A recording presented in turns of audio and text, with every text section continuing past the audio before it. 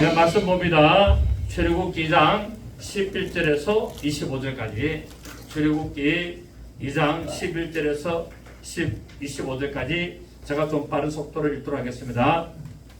모세가 장사한 후에 한 번은 자기 형제들에게 나가서 그들이 고되게 노동하는 것을 보더니 어떤 애굽 사람이 한 히브리 사람 곧 자기 형제를 치는 것을 본지라 좌우를 살펴 사람이 없음을 보고 그 애굽 사람을 쳐 죽여 머릿속에 감추니라.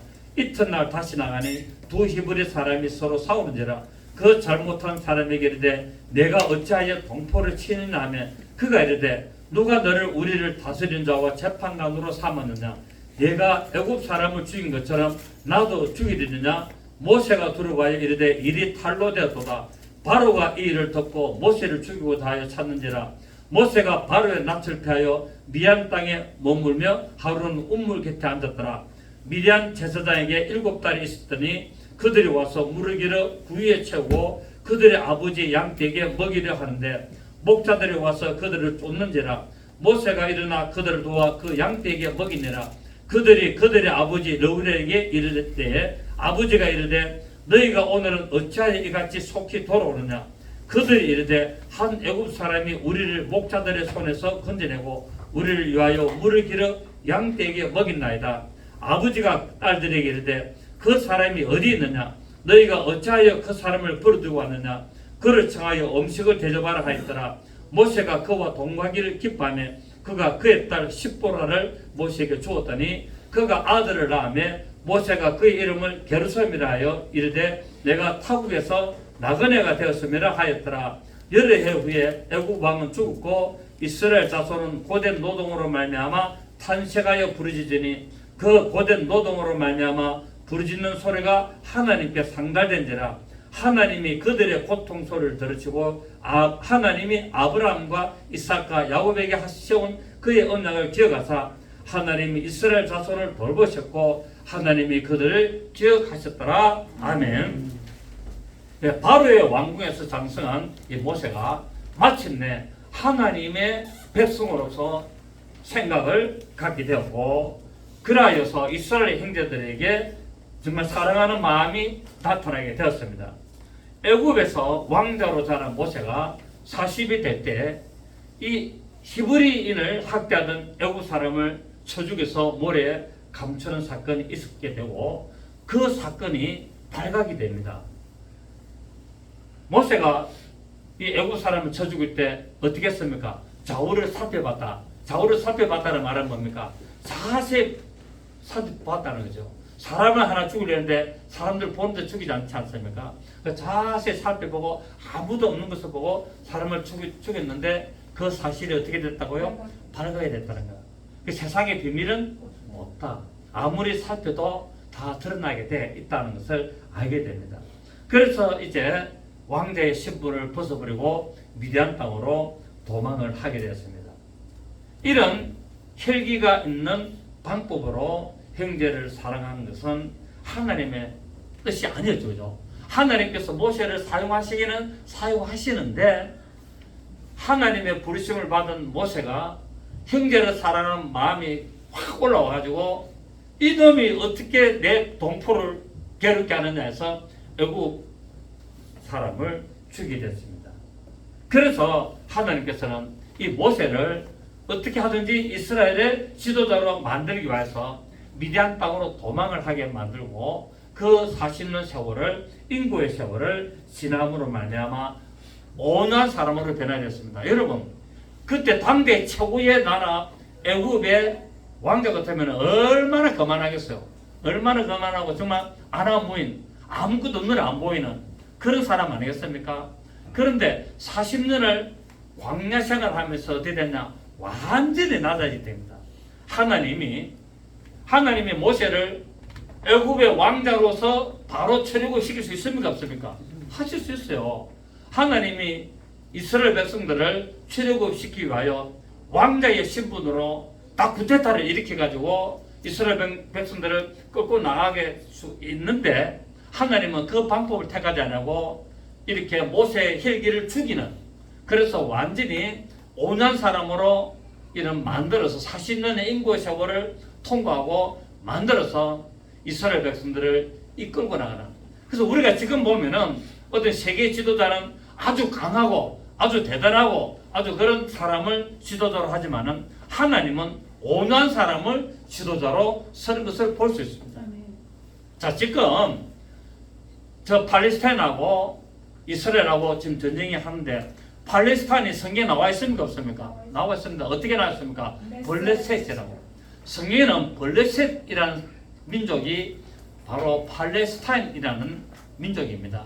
그래서 우리가 지금 성경을 보면 블레셋 저 팔레스타인 아무 관계 없는 것지만은 그 있고 이 블레셋이 본래 페니키아인으로 되어 있습니다. 성경에 보면은 페니키아인이 이 블레셋이고 민족으로서 지금도 하는데 여러분 지금 신학에는 두 종류가 있습니다. 하나님이 인간의 일에 개입을 합니까 안 합니까? 하나님은 인간 사이에 개입을 하고 간섭을 합니까 안 합니까? 그래서 신학은 하나님은 인간을 창조하시고 모든 세계 만물을 창조하신 후에 인간이 살아가는 이 모든 일들에는 하나님이 직접 개입을 안 하신다라고 주장하는 신학이 오늘날 대부분입니다. 근데 성경은 하나님은 개입하시고 간섭도 하십니다. 그래서 우리가 이스라엘과 처음 가져지고 있는 팔레스타인의 하마스의 전쟁도 하나님이 개입하시고 하나님이 간섭하시는 겁니다. 물론 하나님이 의도적으로 하나님의 성경의 역사를 이루고 이 계시록을 이루기 위해서 의도적으로 개입하시고 간섭하시는 부분도 있고 아니면 사람이 자기들이 하는 일에 하나님이 개입하시고 간섭하여서 하나님의 뜻을 이루가는 일도 있습니다. 그러니까 하나님이 고의적으로 개입하고 간섭하는 일도 있고 사람들이 하는 일 속에서 하나님이 그 사건에 개입을 하셔서 선한 뜻으로 이끌어 가시는 것을 또 볼 수가 있다는 사실입니다. 결론 뭐냐면은 하나님은 인류의 모든 일들의 역사들을 하나님은 개입하시고 간섭하고 계십니다. 그래서 우리가 이런 중동 전쟁이나 이런 러시아나 우크라이나 전쟁이나 이런 모든 것들도 우리가 그냥 뭐 지도자가 푸틴이 악한 놈이 돼가지고 저 마귀 새끼가 돼가지고 저다 그렇게 보시면 안 되고 다 하나님의 그 계획을 이루가는 일들의 부분적으로 다 쓰임받고 있는 겁니다. 그래서 하나님은 이런 모든 일들을 개입하시고 간섭하시는데 모세가 애굽 사람을 쳐 죽여서 미디안 땅에 도망간 것도 하나님의 개입이고 하나님께서 이렇게 모세를 온유한 사람으로 만들려고 간섭하시고 그렇게 하신 겁니다. 이게. 왜? 모세의 성질을 들어서신 거예요. 하나님은 모세를 애굽의 왕자로서 얼마든지 백성들이 이끌고 나를 따르라 하면서 가나안 땅으로 인도하실 수 있지만은 하나님은 그 방법을 택하지 않으시고 40년 세월을 통하여 모세를 완전히 놔두어서 왕자의 때를 다 벗기고 왕자의 기질을 다 벗어내고 학문과 무예와 모든 것들은 충출하지만은 그러나 인격적으로 하나님의 말씀을 복종하고 순종하고 백성을 사랑하고 사람을 사랑하고 정말 아끼고 하나님의 뜻을 따라가는 사람으로 만들려고 하나님은 그렇게 하시고 있습니다. 그래서 민수기 12장 3절에는 이 말씀이 있습니다. 이 사람 모세는 온유함이 주변의 모든 사람보다도 더하더라라고 말했습니다. 하나님이 그렇게 광야 40년 동안에 훈련을 시키고 낮추는 바람에 이 모세가 굉장히 온유한 사람이 되는데 이 세상에 있는 어떤 사람보다도 더 온유한 사람이 되었다라고 성경은 기록을 하고 있습니다. 그렇습니다. 우리가 살아가면서 문제가 생길 때 하나님을 의지하지 아니하고 내 자신의 능력과 감정으로 해결을 하면은 실수할 수밖에 없다는 것을 우리는 또 볼 수가 있다는 사실입니다. 물론 하나님의 의도하심이고 하나님의 개입하시고 하나님의 간섭하시지만은 그 이면에 혈기를 품어서 하나님의 뜻을 이루기 하려면 안 된다는 사건을 우리가 알 수 있습니다. 그러니까 우리는 혈기를 나타내면서 하나님의 뜻을 이루는 것이 아니라 온유한 사람으로서 하나님의 말씀에 순종하고 하나님의 말씀에 복종하고 하나님의 뜻을 따라 하나님의 그 의도를 이루어가는 일에 쓰임받아야 되는 것을 알 수 있습니다. 우리가 성경에 잘 알다시피 사울왕이 있지 않습니까? 사울왕이 블레셋 군대가 쳐들어와가지고 지금 굉장히 위급한 상황이 있고 전쟁을 치러 나가기 위해서 하나님 앞에 제사를 드려야 되는데 왕이 제사를 드릴 수는 없고 누가 해야 됩니까? 사무엘 선지자가 하나님 앞에 제사를 드리고 예배를 인도해야 되는데 이 사무엘 선지자가 늦는 거예요. 시간에 맞춰서 지금 날짜에 맞춰서 안 오고 있는 거예요. 빨리. 그런데 브레셋 군대를 쳐들어오려고 막 그러니까 군인들이 뭡니까? 군인들이 막 그냥 막 흩어지는 거예요. 막 그냥 흩어지고 탈영한 군인들도 나오고 막 그냥 사기가 떨어져가지고 경쟁이 지금 우리는 다 죽었다 큰일 났다 왜 이렇게 지금 왕이 이렇게 안 하고 있느냐라고 하고 있어서 사울 왕이 깝깝하고 답답하고 급한 마음에 자기가 하나님 앞에 제사를 드리게 됩니다. 그리고 제사를 딱 드리고 마치고 나니까 사무엘이 딱 온 거예요. 누가 개입했었다? 하나님이 간섭하셨어.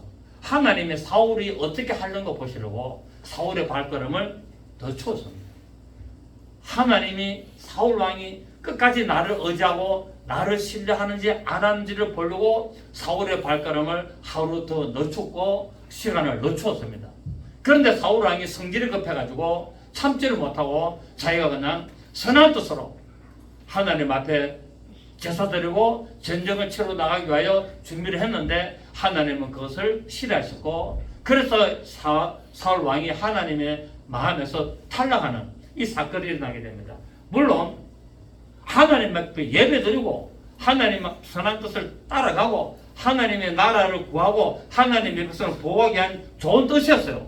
그럼에도 불구하고 말씀에 의지하지 않고 하나님의 인도하심에 따르지 않고 자기 생각과 자기 방법으로 하나님을 섬기고 자기 생각과 자기 방법으로 하나님께 예배하고 자기의 방법과 인간적인 방법으로 하나님을 섬기는 것은 하나님은 기뻐하지 않는다는 사건을 우리는 사무엘상 13장 8절에서 14절에 볼 수 있습니다. 자 봅니다. 사무엘상 13장 8절에서 14절까지 사무엘상 13장 8절에서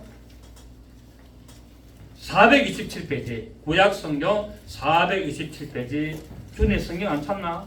휴대폰 계속 보고 있네. 예배 시간에 성경 찾아야 된다.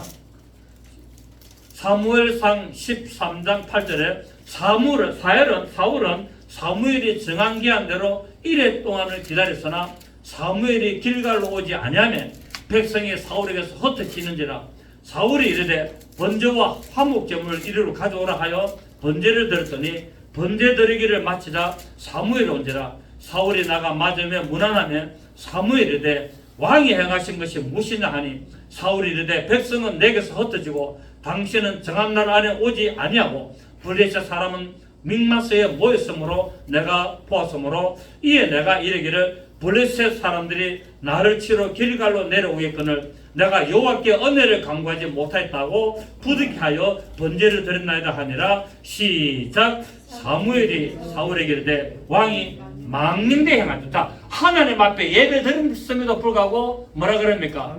그 짓은 망령된 짓이라는 거야. 하나님께 예배하고 하나님을 섬기고 하나님 앞에 예물을 드렸는데도 불구하고 그것은 망령되이 행했다고 말하고 있습니다. 우리가 볼 때 이해가 안 되잖아요. 아무나 예배 드리면 되지. 더군다나 꼭 목사가 있어야 되나? 왕으로서 예배 드리면 되지 않느냐? 왜? 적군이 쳐들어가 지금 굉장히 위험한 상태인데. 그래서 내가 하나님 앞에 예물을 드리고 또 왜? 선지자가 안 오기 때문에 선지자가 정한 날에 약속을 어겼다. 안 왔다. 그래서 내가 드렸다. 합당한 이유가 됩니까? 안 됩니까? 됩니다. 합당한 이유가 되지만 그러나 이 구약시대에는 왕이 제사를 드릴 수가 없었어요. 오직 선지자만이 제사장만이 제사를 드릴 수 있도록 하나님이 정해놨단 말이에요. 그러니까 인간적으로 우리가 볼 때는 분명히 맞지만은 하나님의 말씀에는 안 맞는 거예요. 그래서 우리가 인간적으로 우리가 볼 때 인간적인 방법으로 옳고 그리고 이렇게 아니라 하나님의 말씀이 뭐라고 하느냐 이것이 굉장히 중요하다는 거예요. 그러니까 우리가 오늘날 우리 기독교 교인들이 생각해를 내가 이거 하는 것이 하나님을 기쁘시게 하고 하나님 앞에 정말 합당하게 하는 것이라고 자기 생각으로 할지라도 말씀에 합당하지 않으면 그건 아무런 의미가 없다는 사실을 우리가 알 수가 있습니다. 그러니까 내 의로 하나님을 섬기는 것이 아니에요. 내 의로, 내 기쁨으로, 내가 하는 어떤 좋아하는 것으로 하는 것이 아니라 우리는 기준을 어디에다 둬야 된다? 하나님의 말씀으로 기준을 둬야 된다. 자, 다시 보십시오. 사무엘이 사울에게 이르되 왕이 시작 망령되이 행하였도다. 왕이 하나님 여호와께서 왕에게 내리신 명령을 지키지, 하나님이 왕에게 내리신 명령을 지키지 않았다는 거예요. 분명히 뭐랬느냐? 선지자 사무엘을 오거든 예배를 제사를 드리라고 명령을 했음에도 불구하고 그 명령을 지키지 않았다는 겁니다. 그래서 그리하였더라면, 만약에 왕이 하나님의 말씀에 순종하였더라면은, 그리하였더라면은 시작 여호와께서 이스라엘 위에 왕의 나라를 영원히 세우셨을 것이늘 지금은 왕의 나라가 길지 못할 것이라 여호와께서 왕에게 명령하신 바를 왕이 지키지 아니하였으므로 여호와께서 그의 마음에 맞는 사람을 구하여 여호와께서 그를 그의 백성의 지도자로 삼으셨느니라 하고 라고 말하고 있습니다. 오늘 우리 기독교인들이 굉장히 조심을 해야 되고 정말 이 말씀을 우리가 다시 잘 봐야 된다는 거예요. 오늘 우리가 내 마음대로 예배하는 경우가 많이 있어요. 또 목사들도 자기 마음대로 그냥 하는 경우가 많이 있어요. 공동체에 모였으면은 공동체에서 어떤 지도자가 이끌어 가는 대로 따라가야 되는데, 그 목사님은 잘 하든지 말든지 나는 이렇게 할 거야. 목사님은 뭐라 하든지 말든지 나는 이렇게 할 거야. 그렇게 하면은 안 된다는 거예요. 그 공동체에 속했으면은 그 공동체의 지도자가 예배를 인도하고 그 교회를 이끌어가는 대로 따라가야 되고, 그 말씀에 하나님의 말씀이 정확하다면 순종을 해야 된다는 거예요. 그런데도 불구하고 오늘날 교인들은 목사님이 뭘 하든지 말든지 나는 내가 하고 싶은 대로 한다. 내 기분대로 예배드리고 싫으면 그만두고 기분 나쁘면 안 하고, 이것이 아니라는 거예요. 결국 뭡니까? 오늘도 우리가 사울왕이 하나님 앞에 정상적으로 번제물을 드리고 화목제를 드리고 하나님 앞에 제사하면서 나라와 민족과 정말 그런 백성을 위해서 그렇게 헌신하고 했지만은, 그럼에도 불구하고 왕이 하나님이 명령한 방법대로 하지 아니했기 때문에 그거를 뭐라 그런다? 인간적인 방법이다라고 말씀하고 있습니다. 우리가 보면 잘해, 교회에서도 잘하고 아주 예배도 잘 드리고 하는 것 같지만은 하나님의 말씀대로 안 하고 자기 방법대로 하면은 이것은 하나님 앞에 연락될 수가 없다는 사실을 알 수가 있습니다. 그렇기 때문에 우리는 무슨 일이든지 원망하지 말고 하나님 앞에 기도하면서 기다리고 하나님의 방법대로 하나님의 말씀대로 나간다면 반드시 응답을 받을 수 있다는 사실을 알 수 있습니다. 그래서 목사가 교회 안에서 예배를 위하여 또 교회를 이끌어가기 위하여 이야기를 하는데, 나는 목사님 하는 대로 하는 게 난 기분 나쁘다. 나는 마음에 안 든다. 그래서 반항하고 그렇게 하는 일들이 교회 안에서도 일어나고 있는데, 그러므로 말미암아 교회 안에 분란이 일어나고 싸우게 되고 팽 가리게 하고 이런 심각한 문제들이 오늘날 교회 안에서 일어나고 있는 것을 볼 수 있습니다. 하나님의 말씀이 합당하다면 하나님의 뜻에 우리가 복종할 줄 알고 하나님의 말씀에 순종할 줄 알고 그런 믿음의 삶으로 나가야 된다는 사실을 알 수 있습니다. 자, 오늘 본문을 보니까 모세가 장성한 후에라고 합니다. 11절에 모세가 장성한 후에 한 번은 자기 형제들에게 나간다. 여기서 장성하다라는 말은 육체적으로 어른이 됐다기보다도 인격적으로 좀 성숙해졌다라는 의미가 이 단어입니다. 그래서 이 모세가 이제 인격적으로 성숙해져 가지고 사리를 분별할 줄 아는 때가 됐다 이 말입니다. 사리를 분별하고 사물을 판단할 수 있는 그 때가 됐기 때문에 이제 나가서 자기 동족을 돌아보는 마음이 생기게 된 거예요. 그래서 애굽 사람을 죽이게 됩니다. 모세가 자기 민족인 히브리 사람을 치는 애굽 사람을 쳐 죽이는 장면이 나오게 됩니다. 모세는 왕자였습니다. 당대 최고의 왕자였습니다. 만약에 못 본 척 했더라면, 왜? 자기는 애굽의 왕자이기 때문에 애굽 군인이 그 노예 하나 쳐 죽이는 거 그 뭐 때리는 거 아무 관계가 없거든요. 그래서 그래 우리 애국 나라를 위해서 열심히 하구나 도리어 그렇게 생각하고 못 본 척 했더라면 아무런 문제가 없었을 것입니다. 하지만 하나님께서 모세의 마음에 장성하게 인격이 성숙하고 사물을 판단하고 사리를 판단하는 마음을 가지도록 하여서 히브리 민족의 동족을 사랑하는 마음이 나타나도록 도왔다는 사실을 알 수가 있습니다. 그래서 하나님께서 때가 되면 뭐가 되면 때가 되면 모세를 사용하시려고 모세의 마음을 장성하도록 만들었는데 모세는 이것을 잘못 사용을 했다는 사실입니다. 사도행전 7장 23절을 보면은 모세에 대해서 이런 나오는데 모세가 나이 40이 되면 그 형제 이스라엘 자손을 돌아볼 생각이 나더니라고 말합니다. 이 장성하니 인격이 장성하고 생각이 장성해지니까 뭐가 났다? 자기 동족을 돌아볼 생각이 나게 된 겁니다. 그렇습니다. 하나님께서는 모세를 왕궁에서 40년 동안 훈련시킨 후에 이스라엘을 구원하는 도구로 하나님의 도구로 사용을 하게 됩니다. 그래서 히브리서 기자는 히브리서 11장 25절에 자 봅니다. 히브리서 11장 25절 성경 다 찾으세요. 히브리서 11장 25절입니다. 히브리서 11장 25절 신약 성경 366페이지 원고에는 있으니까 원고 보시면 되고요. 25절 시작 도리어 자 24절 믿음으로 모세는 장성하여 바로의 공주의 아들이라 칭함받기를 거절하고 시작 도리어 하나님의 백성과 함께 고난받기를 잠시 죄악의 날을 누기는 보다도 더 좋아하고 그리스도를 위하여 받는 수모를 애굽의 모든 보화보다 더 큰 재물을 여겼으니 이는 상 주시는 이를 바라보았다라고 했습니다. 모세가 선택한 것은 바로 하나님을 향한 믿음의 동결성을 가진 것을 알 수 있습니다. 여호와를 향한 믿음을 가진 것을 볼 수 있습니다. 이것을 보면서 참된 믿음의 성도는 평안한 가운데서 하나님을 섬기는 것이 아니라 핍박과 고난과 어려움에서도 하나님을 향한 올바른 믿음의 삶이 나와야 된다는 것을 알 수 있습니다. 오늘 많은 성도들이 평안할 때는 하나님을 잘 믿어요. 예배도 잘 드리고 기도도 좀 하는 것 같고 잘하는데 어려움이 오면 그냥 넘어집니다. 왜 그럴까요? 온실 속에서 자란 성도가 되기 때문에 그렇습니다. 거친 광야에서 정말 그런 비바람을 맞으면서 그렇게 자란 성도가 아니라 온실 속에서 복 받아라. 예수 잘 믿으면 복 준다. 헌금 많이 하면 하나님의 복 준다.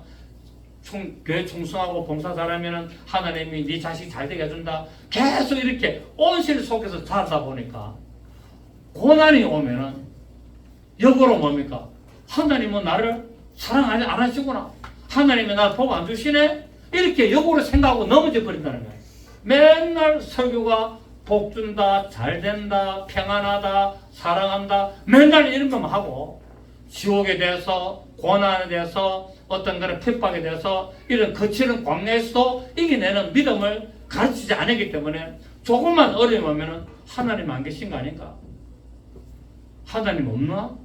내가 하나님 앞에 뭐 잘못했지? 이런 식으로 해가지고 넘어지고 자빠지고 교회를 떠나는 그리고 믿음을 포기하는 이들이 부지기수로 일어나고 있는 것이 오늘날의 현실입니다. 여러분.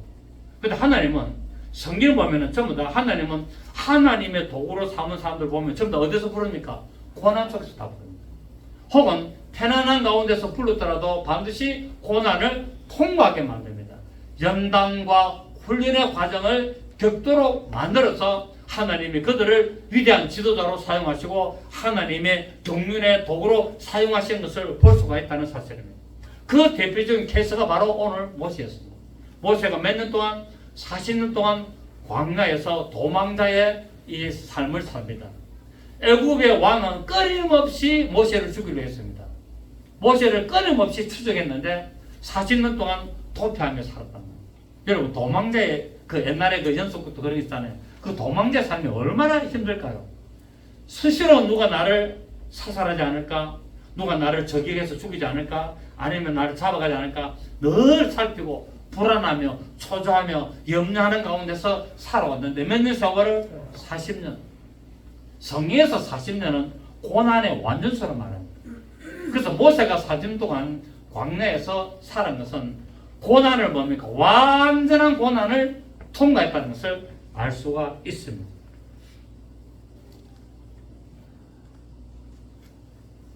그래서 골로새서 1장 24절 보면 나는 이제 너희를 위하여 받는 괴로움을 기뻐하고 그리스도에 남은 고난을 그의 몸된 교를 위하여 내 육체에 채우노라 라고 말하고 있고, 고린도후서 11장 28절에는 이 외에 이런 고사하고 아직도 날마다 내 속에 눌리는 일이 있으니 곧 모든 교회를 위하여 염려하는 것이라. 사도 바울도 얼마나 잘 나갔습니까?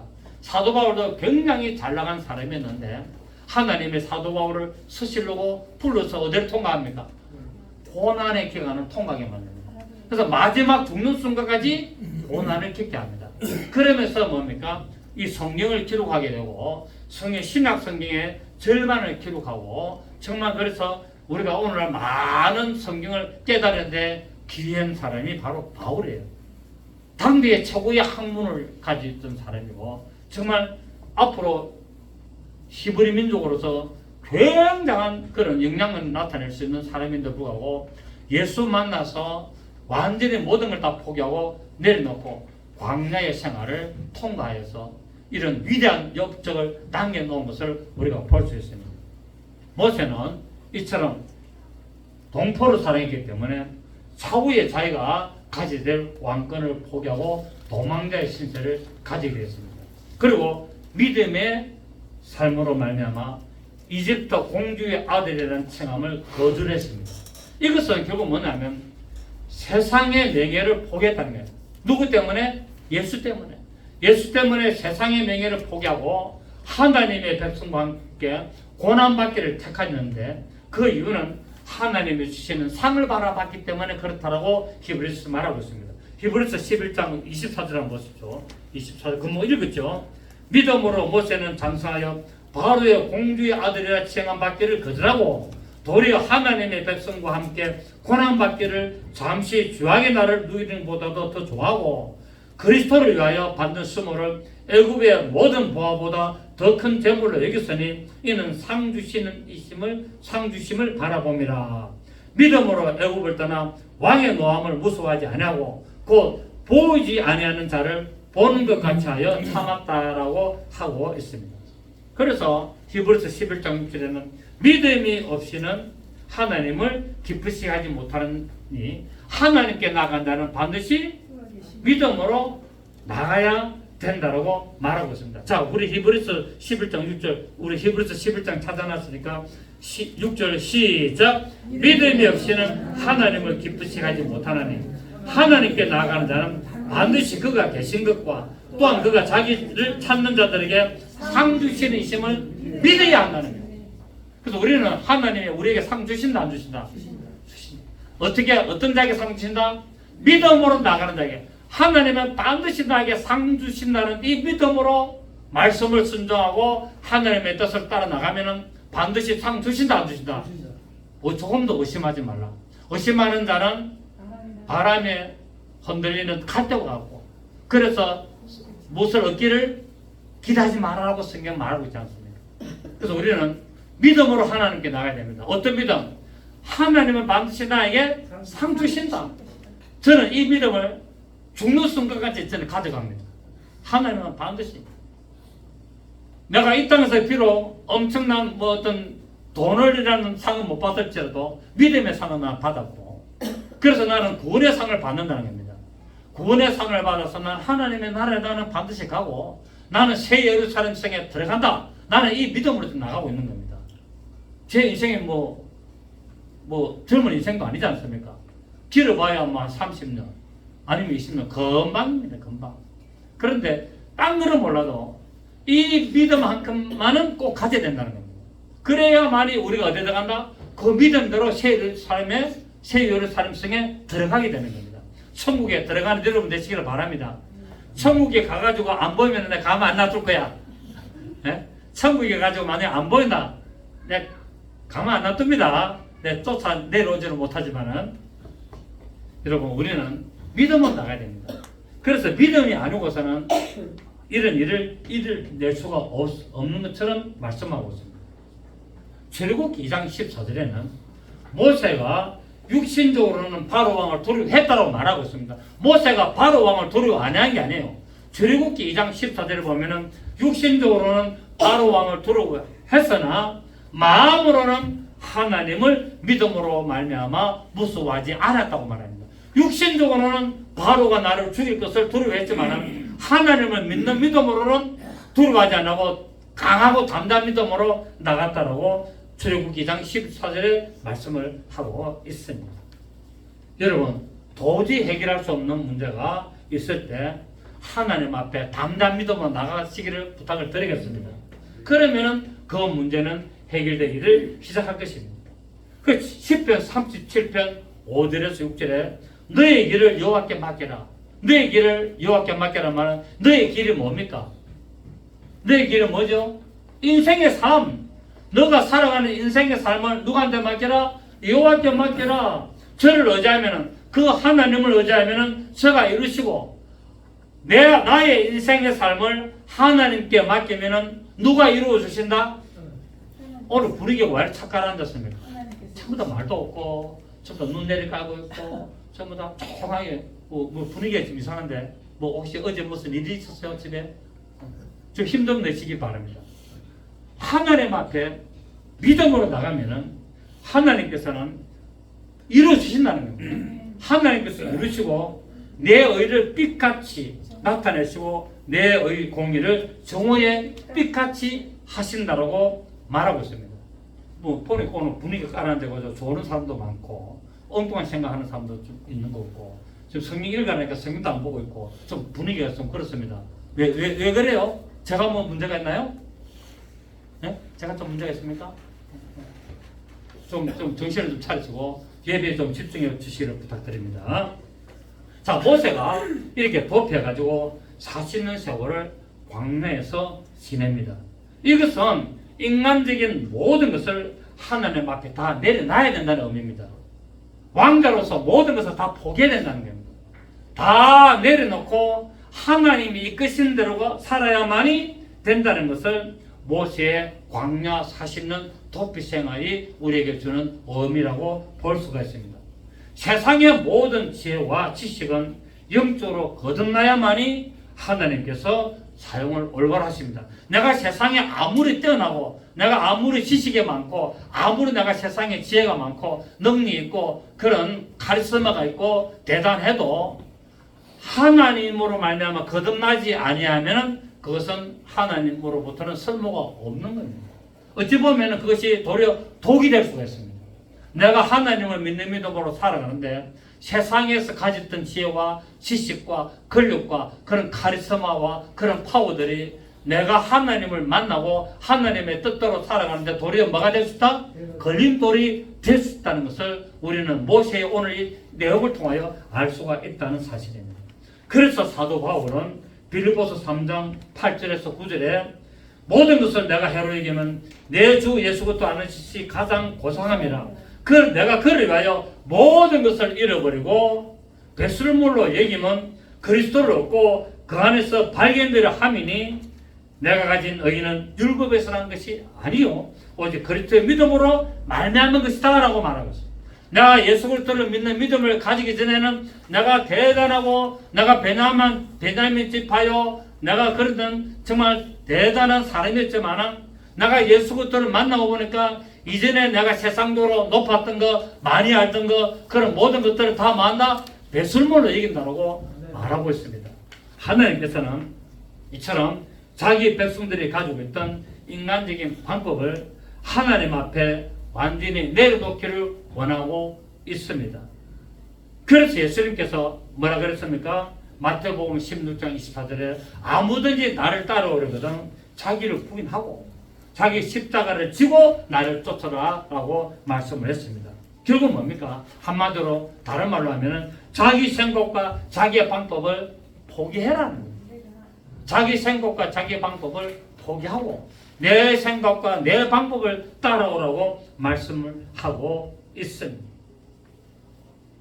마태복음 16장 16절에 예수님 다시 말씀합니다. 사람이 만일 온 천하를 얻고도 제 목숨을 잃으면 무슨 의미가 있겠느냐, 유익하겠느냐. 사람이 무엇을 주고 제 목숨을 바꾸겠느냐 하시므로 세상의 물질이 상대적으로 하나님 편에서는 무가치 할 수가 있다고 말씀하고 있고, 하나님이 주시는 재물의 복을 받아야 될 것을 말하고 있습니다.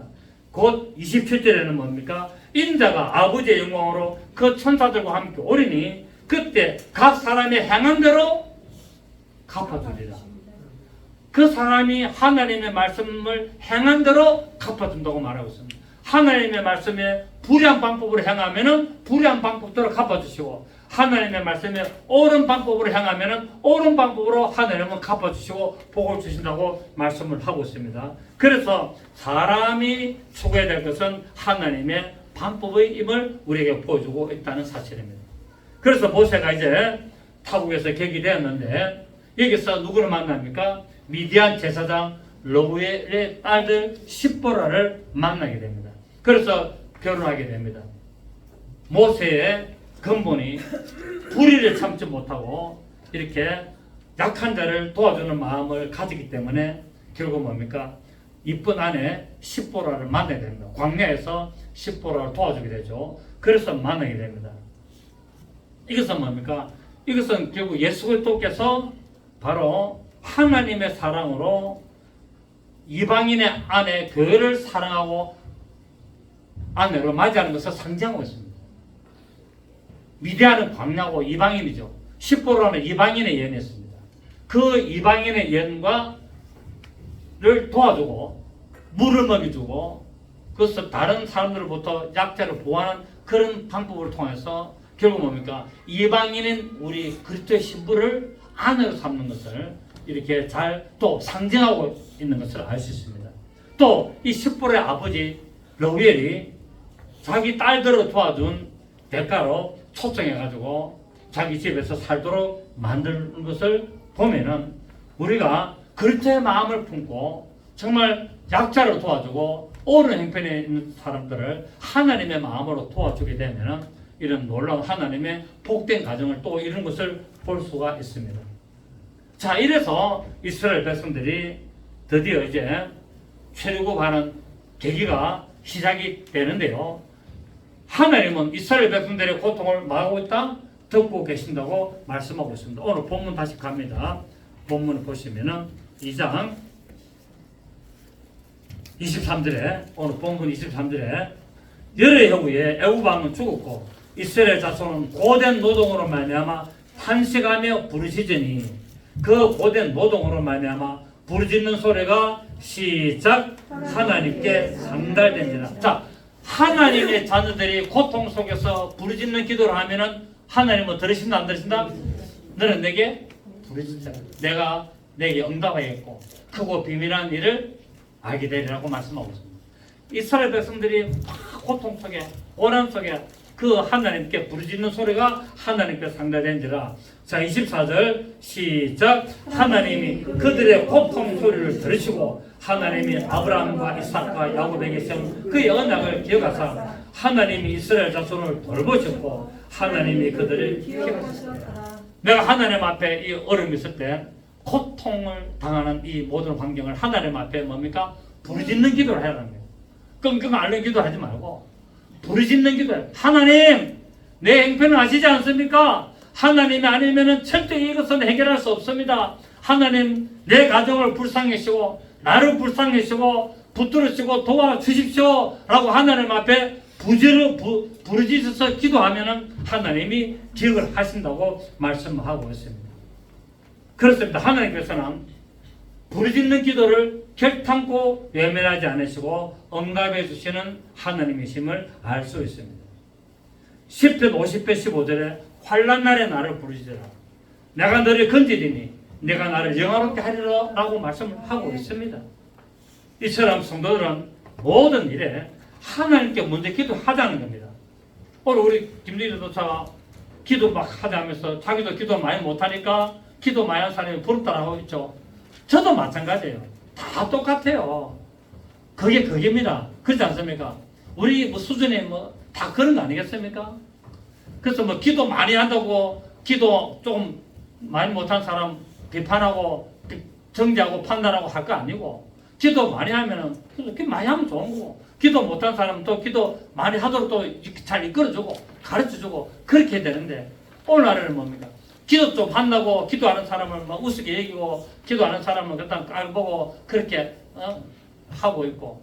근데 아니, 그러면 안 되고, 기도 많이 하니까 좋으니까 기도 못한 사람을 기도 많이 하도록 뭐 해야 됩니까? 잘 지도해주고 가르쳐주고 이끌어주고 그렇게 해야 되는데, 내가 기도 좀 많이 한다고 기도 안 하는 사람을 우습게 얘기고, 그래가지고 예수 믿는 사람 맞나? 집사 맞나?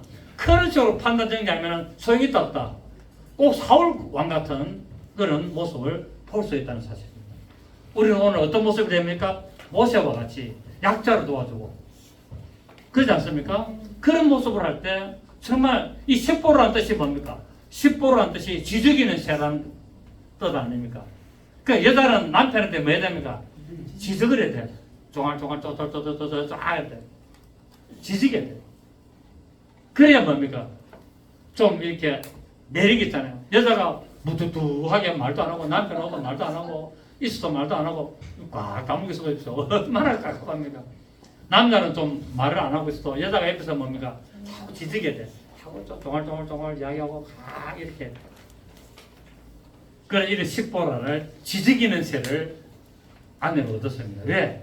사랑하는 마음, 배려하는 마음, 도와주는 마음, 이런 마음이 있었기 때문에 이런 아내를 얻게 되고, 게르솜이나 엘리에셀이라는 아들들 얻게 되는 것을 보게 됩니다. 하나님은 부르짖는 기도, 하나님 앞에 나오는 기도, 하나님 앞에 응답받는 기도, 이렇게 할 때 하나님의 약속에 의해서 반드시 응답된다고 약속되어 있습니다. 10편 34편 15절 16절 봅니다. 보고 마치겠습니다. 10편 34편 15절 16절 10편 34편 15절 16절 다 찾으세요. 825페이지 원고에 있습니다. 시작. 여호와의 눈은 의인을 향하시고 그의 귀는 그들의 부르짖음에 기울이시는도다. 여호와의 얼굴은 악을 행하는 자를 향하사 그들의 자취를 땅에서 끊으려 하시도다. 의인이 부르짖음에 여호와께서 들으시고 그들의 모든 혼란에서 건지셨도다. 아멘. 그렇습니다. 여러분, 하나님의 방법과 뜻대로 기도하시고, 또 하나님의 뜻대로 하나님의 방법대로 순종하시고 예배하시고 하나님의 말씀을 따라 나가시는 여러분 되시기를 바랍니다. 만약에 그렇게 하고 내 방법이 아니라, 내 인간적인 방법이 아니라, 내 눈에 좋은 대로 하는 것이 아니라 하나님의 보시기에 좋은 대로, 하나님의 방법대로, 하나님의 말씀대로 그렇게 사랑하면서 이웃을 도우면서 그렇게 나간다면 하나님의 놀라운 응답과 역사를 경험하게 될 줄로 믿습니다. 그런 여러분 되시기를 예수 이름으로 축복합니다. 살아계신 주님 감사드립니다. 그렇습니다.